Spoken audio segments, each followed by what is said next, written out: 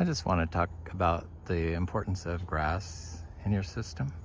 It's Frog Valley Tropical Fruit Farm, and this all used to be lawn, and it kind of changed to other things. It changed to native plants, all flowering pollination, flower making herbs, and this is like the lawn that was left. This is not the lawn. This is torpedo grass. People hate that stuff. It builds soil. Unmowed grass is the single best way to build soil.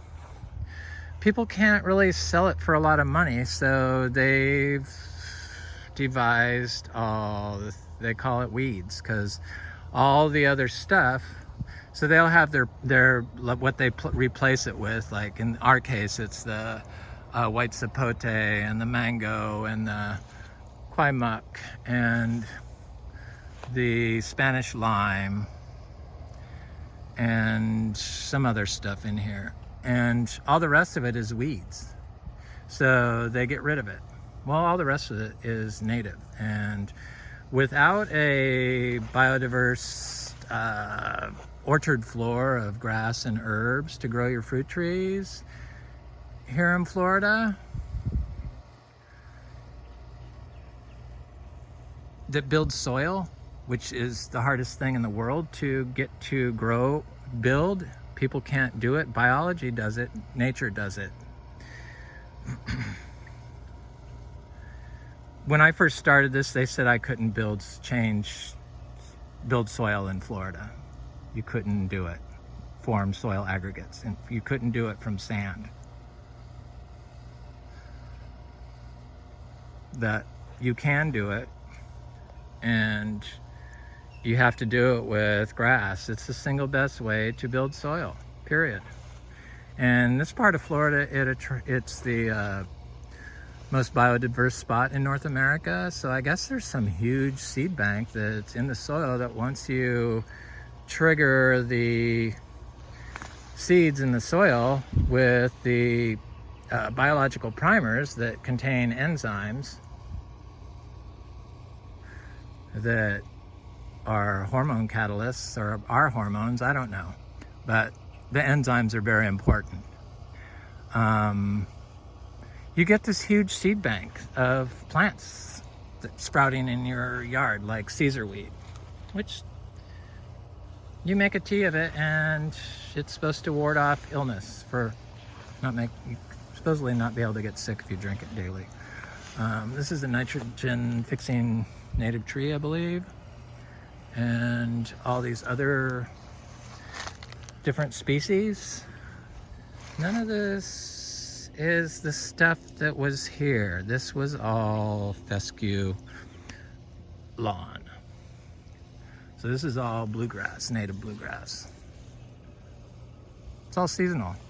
I'm not sure what that is, but there's like a host of, like, at least 40 different, way more than 40 different species that come up in here throughout the year.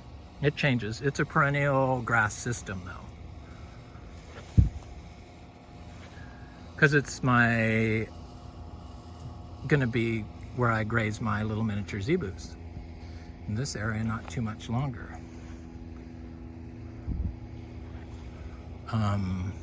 So when you have all this diversity are nutrients. People say in Florida you can't, there's not nutrients in the soil. Yes, because you're managing incorrectly. Mowing the lawn, spraying glyphosate between your trees or around your trees, or mulching all the roots out is just unsustainable and doesn't build soil. So nobody speaks up for the grasses, and the grasses probably are the single most important thing you could do here in Florida, the unmowed grasses. And we need a lot of help in Florida. They've taken their citrus farming practices to the rivers and started spraying the lettuce, the water lettuce that grows on the water, with their toxins, or weed killers, I guess they use. They also use those on the pastures that they mow pretty much every other month year round, and only have grass in there, and then they spray on, graze on. I guess you can have your cows eat it. I guess that's what makes the cow's manure toxic. It's a multi-pronged attack to make the cow manure toxic in modern agriculture. Cow manure is the single best thing combined with this for our tropical fruit trees that I know of. I've ever seen, actually. And this grassy system, which it has a whole host of different biology that lives in it, little mammals, rats, rabbits, and insects, and then birds. We have a lot of birds here.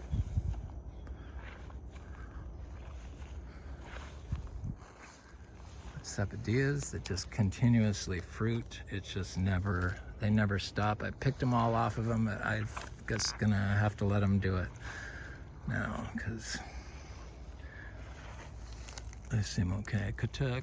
And then there's all kinds of other things growing here, but this like weedy mess that people like to eradicate and beat down, this is soil fertility if you're organic. You can watch pretty much any organic show on YouTube of organic farms in Europe or in India or elsewhere. Guess what? It looks like this.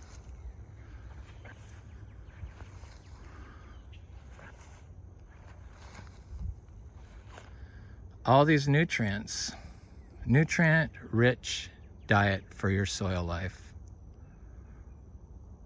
And they process the turnover of all this green manure, or green manure above ground, and the green manure below ground provides a host of enzymes that are catalysts for all the nutrient cycles in the soil and in you. So it kind of is about diversity. If you have a monocrop without any old growth trees in it, like grass that's not gentle like our grass. I know that legumes and grasses work well together. So planting nitrogen fixing tree, in our case, since we only plant fruit trees for the most part, and gingers and all the other stuff. It just takes time to grow. I'm the only laborer here. Here's an inga tree. So plant those in the grass, they do just fine. And then you just start planting out from that, or right under it, which I've done. Vines seem to like it.